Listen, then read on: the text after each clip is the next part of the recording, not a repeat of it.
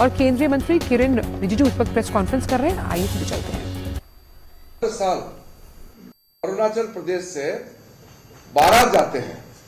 वो जो स्वयंवर होते हैं माधवपुर गेट द्वारका में गुजरात, तो एक्सट्रीम ईस्ट जहां से सूर्य उदय होता है अरुणाचल प्रदेश, सनसेट होता है, सूर्यास्त होते हैं गुजरात। तो इसका थीम को समझे। आज अरुणाचल प्रदेश के बारे में अगर कोई कुछ कहेगा तो ये सीधा सीधा आता है कि ये तो प्राचीन काल से भारत के साथ जुड़े हुए हैं। तो अरुणाचल प्रदेश अभी भारत का हिस्सा नहीं है, नाम बाद में भला रखा हो, लेकिन प्राचीन काल से भारत का अंग रहा है। तो ये चीज को प्रधानमंत्री ने कितने सुंदर से दर्शाया है कि पूर्वोत्तर के लोग और अरुणाचल के साथ साथ जितने भी नॉर्थ ईस्ट के स्टेट्स का मुख्यमंत्री और गवर्नर हर साल माधवपुर गेट जाता है। पोरबंदर से पास में आप लोग होगा। और मैं जब गया तो माधवपुर गेट में लोग खुले दिल से स्वागत किया हमारे लोगों को कि ये अरुणाचल प्रदेश से भारत आया है। पूर्व भारत, उत्तर पूर्व भारत से बारात आया है, ऐसा करके स्वागत किया। तो इसका महत्व इतना ज्यादा है। तो इस तरीके से जैसे अभी काशी और तमिल संगम जो बनारस में चल रहा है, तमिलनाडु में कुछ लोग ऐसे चीज करते हैं जिससे वो नॉर्थ इंडिया से दूर महसूस करें, जबकि तमिलनाडु, तमिल कल्चर और काशी वाराणसी का जो संबंध है वो प्राचीन है। तो इसको मोदी जी ने कितने खूबसूरत से इसको दर्शाया है। इसी प्रकार अलग अलग कई चीजें जो हुए हैं, पूरे भारत को एक सूत्र में बांधने के लिए जो एक भारत श्रेष्ठ भारत का अभियान चलाया है, उसमें कई सूत्र है। मैं डिटेल में अभी नहीं बताऊंगा क्योंकि बहुत लंबा हो जाएगा। चाहे वो एक स्टेट से दूसरे स्टेट के बीच में कल्चरल एक्सचेंज का प्रोग्राम हो, एक स्टेट का पुलिस फोर्स दूसरे स्टेट का पुलिस फोर्स से आदान प्रदान हो, यूथ एक्सचेंज प्रोग्राम होते हैं। तो इस तरह के कई सारा कार्यक्रम लगातार ये कंटिन्यूस चल रहा है। इसलिए मैं मानता हूं कि बाकी कार्यक्रम के अलावा एक भारत श्रेष्ठ भारत, भारत को एक जोड़ने का जो हमारे प्राचीन सांस्कृतिक मूल को एक सूत्र में बांधने का जो काम किया है, ये उभर के आया है। दूसरा, जैसे कि हमारे पास बुद्ध भगवान है, भारत ने बुद्ध को दुनिया को दिया है, लेकिन ये बात हम छाती ठोक के कभी कहते नहीं है।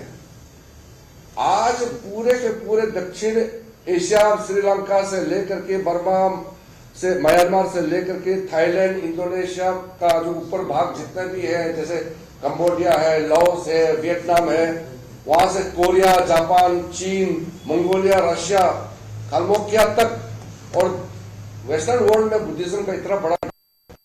तो फिर से प्रधानमंत्री जी ने महापरिनिर्वाण दिवस, जो बुद्ध का जयंती, उनका महापरिनिर्वाण और उसका संबोधि प्राप्ति, तीनों दिवस को एक साथ बुद्ध पूर्णिमा के रूप में, और यूनाइटेड नेशन में उसको वैशाख पूर्णिमा के नाम से उसको पहचान दिया है। उसको ऑफिशियली 2014 के बाद पहली बार मेरे चेयरमैनशिप में सेलिब्रेशन हुआ था। अभी संस्कृति मंत्रालय उसको देखते हैं। तो पहली बार भारत सरकार ने इसको लीड रोल लिया और बौद्ध धर्म के सिर्फ लोगों को नहीं, पूरा दुनिया को समेटने का काम किया। लीड भारत सरकार लेते हैं। इसका जैसे अवशेषों को लेकर के मंगोलिया जाना, या हम नेपाल में कपिलवस्तु में इतना भव्य बौद्ध का वहां संग्रहालय बनाने का काम हो, या श्रीलंका से अवशेषों को यहाँ देश में लाना, कई चीजें हुए हैं जो सॉफ्ट पावर को दर्शाता है। भारत का सॉफ्ट पावर को दुनिया के सामने लाया है। फिर बौद्ध का जो अनुयायियों को यह सुविधा देने के लिए बुद्ध सर्किट है। तो बुद्ध सर्किट में आप सब मालूम है, इसमें ट्रेन का ये नया रूट खोला है, हाईवेज बनाया है, कुशीनगर में इंटरनेशनल एयरपोर्ट बनाया है। इस प्रकार से कई इंफ्रास्ट्रक्चर क्रिएट किया गया है और हिमालय के क्षेत्र में जितना बुद्धिस्ट बेल्ट है उसको अपग्रेड कराया गया है।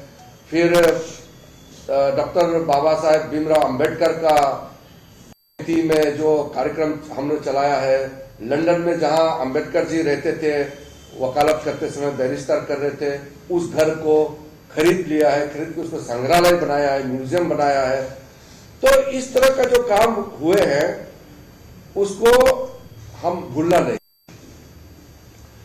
तीसरा, यूनेस्को का 13 यूनेस्को साइट जो अभी इमीडिएटली पिछले 4-5 साल में जो डिक्लेरेशन हुआ है उसको उस हिसाब से वो वर्ल्ड हेरिटेज बन जाएगा। और अभी दुनिया हमारे और देखते कि भारत का इतना प्राचीन काल से इतना प्रोग्रेसिव थे, हम इतना विकसित थे, खास करके सांस्कृतिक मामले में।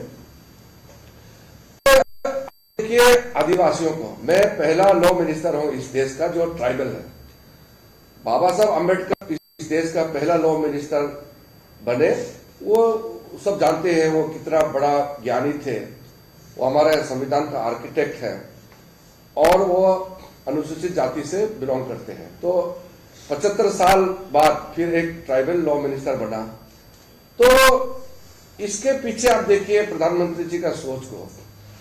उसी संदर्भ में मैं कहना चाहता हूं कि आदिवासियों का कंट्रीब्यूशन इस देश में और आजादी की लड़ाई में कभी ऑफिशियली रिकॉग्निशन नहीं मिला।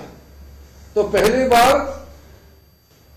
भगवान बिरसा मुंडा का जन्मदिन को आदिवासी के नाम से जनजाति गौरव दिवस के रूप में मनाया गया और उसमें सारे ट्राइबल फ्रीडम फाइटर्स को रिकॉग्नाइज किया गया। अपने अपने राज्यों में जितना आदिवासी जो हमारे ट्राइबल फ्रीडम फाइटर्स हैं उनको जगह दिया गया है।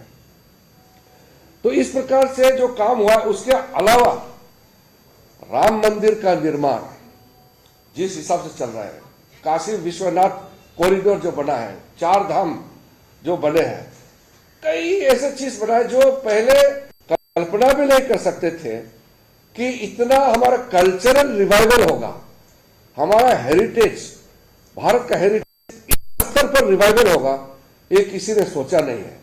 इसलिए साइंटिफिक डेवलपमेंट, मिलिट्री डेवलपमेंट के अलावा जो हमारा सॉफ्ट पावर, हमारा कल्चरल, हमारा हेरिटेज का जो रिवाइवल हुआ है, इस संदर्भ में मैं कहना चाहता हूं कि यह अद्भुत महसूस होने का चीज है कि 8 साल के कार्यकाल में जिस प्रकार से भारत देश अपना शक्ति प्रदर्शन कर रहे हैं और खास करके सॉफ्ट पावर में, आज मैं तो ये कह सकता हूं कि आज सॉफ्ट पावर के मामले में दुनिया में नंबर 1 के रूप में उभर के आया है। लोग कहते हैं ना अमेरिकन सॉफ्ट पावर, जहां में रहता है अमेरिकन गाना सुनते हैं, अंग्रेजी बोलते हैं, अमेरिका का इन्फ्लुएंस।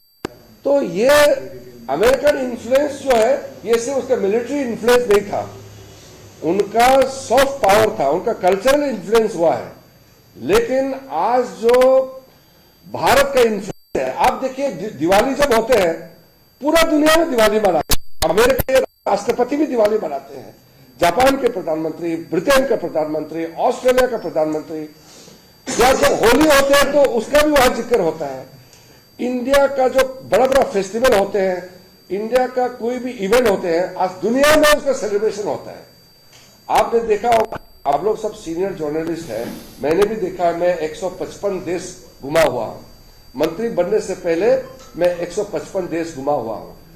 मैं उस समय का, जब मैं एमपी बनने से पहले और एमपी बनने के बाद, 2004 के बाद और आज 2014 के बाद जो प्रधानमंत्री मोदी जी इस देश का प्रधानमंत्री बना, ये 3 फेज मैंने देखा है। तो केंद्रीय